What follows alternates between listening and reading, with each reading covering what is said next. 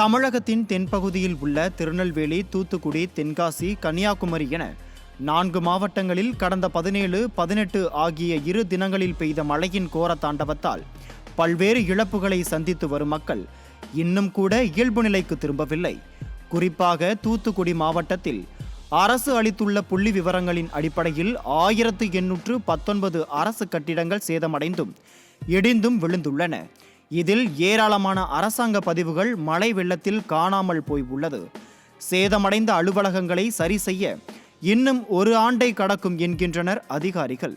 தூத்துக்குடி ஆட்சியர் அலுவலகம், ஸ்ரீவைகுண்டம், ஏரல், மேக்ஞானபுரம் பகுதியில் உள்ள காவல் நிலையங்கள், வட்டாட்சியர் மற்றும் மருத்துவமனைகள் என பல்வேறு அரசு கட்டிடங்கள் மற்றும் அதில் பாதித்துள்ளன. வைக்கப்பட்டிருந்த ஆவணங்களை வெள்ளம் கொண்டு சென்றது. இப்படி அரசு அலுவலகங்கள் இருந்த ஆவணங்கள், கணினிகள், அதிலிருந்து முக்கிய ஆவணங்கள் அடங்கிய ஹார்ட் டிஸ்குகள், முக்கிய புகைப்படங்கள் உள்ளிட்ட தரவுகள் அடங்கிய கோப்புகள், முக்கிய அரசாணைகள், காவல் நிலையங்களில் வைக்கப்பட்டிருந்த முக்கிய குற்றவாளிகளின் பட்டியல்கள், வழக்கு தொடர்பான விவரங்கள், நீதிமன்றத்தின் ஆவணங்கள், மாவட்ட ஆட்சியர் அலுவலகத்தில் வைக்கப்பட்டிருந்த மாவட்டத்தின் முழுமையான தகவல்கள் என அனைத்துமே வெள்ளத்திற்கு பறிகொடுத்துள்ளனர்.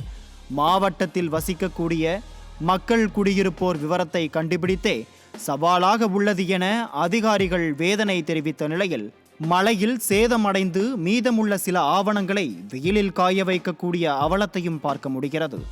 குறிப்பாக டிசம்பர் 17 மற்றும் 18ஆம் தேதிகளில் கனமழை இருக்கும் என்று இந்திய வானிலை ஆய்வு மையம் அறிவித்திருந்தும் கூட முன்னெச்சரிக்கை நடவடிக்கைகளை எடுக்காமல் கோட்டை விட்ட மாவட்ட நிர்வாகம், குறிப்பாக திமுக அரசு செயலிழந்துவிட்டது.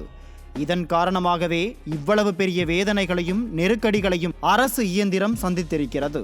அரசாங்க கட்டிடங்கள், ஆவணங்கள் அனைத்துமே வெள்ளத்தில் அடித்துச் செல்லப்பட்டிருக்கிறதென்றால், சாதாரண மக்கள் வீடுகளில் வைத்திருக்கக்கூடிய தங்களுடைய சொத்து பத்திரங்கள், பள்ளி கல்லூரி மாணவர்களின் சான்றிதழ்கள் மற்றும் ஒவ்வொரு குடிமகனுக்கான அடையாள அட்டைகள் என பெரும்பாலானவற்றை வெள்ளத்தில் இழந்திருக்கிறார்கள்.